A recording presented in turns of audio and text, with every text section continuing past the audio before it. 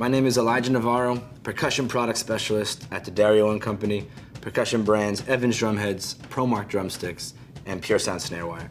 I'm joined today by my good buddy Kenny Sharretts, professional drum tech for big acts like Stevie Wonder, Train, and Rihanna. Kenny, how are you, brother? Man, I am doing awesome today. How are you? I'm doing great, man. Good to see you. So, what are we talking about today? What are we doing? Well, today we're going to remove and replace a set of Pure Sound snare wires, as well as remove, clean, install, and then tune a bottom head on this lovely Ludwig snare drum. So, looking forward to that. All right, so let's get started. Now, the first thing you want to look at is when to replace these snare wires. Now, you notice this has been on tour a little bit. As it gets packed, it gets caught on little things. You get little bends in these snare wires. This really affects your tone of the drum as well as the snap of the snare wire. And this is an indication that it is time to replace it. Same thing if sometimes some of these will snap off on the ends. You don't want that, because what will happen is not only is it reduced tone, but then you get an imbalance in the way the snares seat, and also you get extra snare buzz and rattle that you don't want.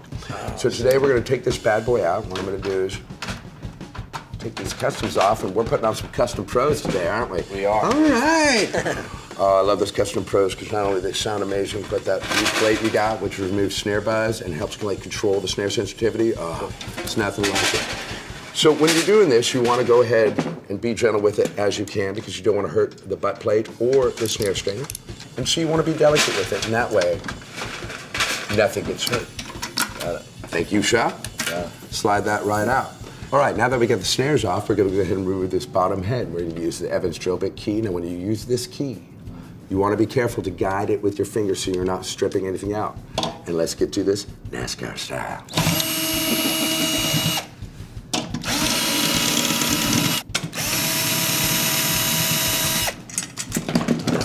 Would you mind, my friend? I wouldn't. Now let's remove the head. Of course, we want to take a moment and get a cloth and wipe that off. Make sure we're nice and clean again. You don't want any dust or dirt getting into these slide casings. Let's go ahead and grab this lovely 300. Oh, this goes so well with the HD head that is on the top of this. All right, now one of the things I want to point out, the most important thing when you're changing a bottom snare head is a two-step process. One, you want to look at this bearing edge. Now this is the bearing edge where the head and the drum meet. On any other side of a snare drum, top snare drum, or a tom-tom or a bass drum, it's perfectly round all the way around and perfectly even. However, on a snare drum, it's dipped just a little bit by the butt plate and the snare strainer. So not only do you want to be aware of that when you start tuning, because there might be a little wrinkle, don't worry about that wrinkle, we'll get to it, but you also want to make sure you put your snare slot with a snare bed, because God knows I've done that. I'm pretty sure you have too, where you're like, brand new head's on! Yeah. And then you realize it's not in the right place, so make sure she aligns up. And let's go ahead and get to finger tightening these in.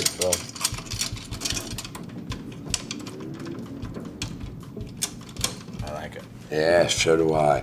Now again, finger tight, super important with this guy, because you want to make sure, again, she is balanced. And that's the beautiful thing about the Level 360 heads. They sit so nicely, they sit so wonderfully that this is really not a problem.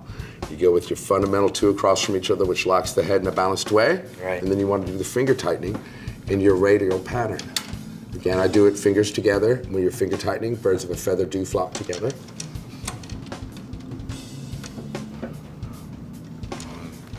Then we take this down to its last spot.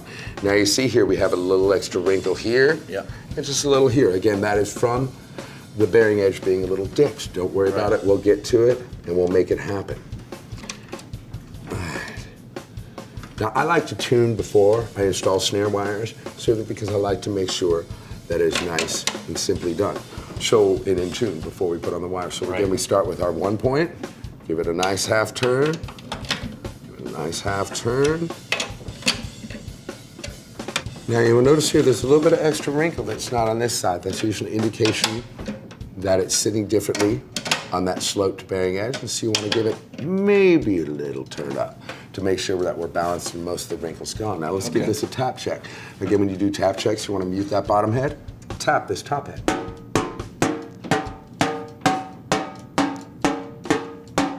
Found one that's a little low. Now, beyond this point, when we start to get a higher tension, the finger works, but on the thin heads, it's a little difficult. That's why I like to use a timpani mallet. Now, we got the PTS3 here going on. It's nice and soft, yet still has a firm thing, firm tap to it, because you don't want to make too many dents in this head. It's so easy to do so. Yeah. Little turn there.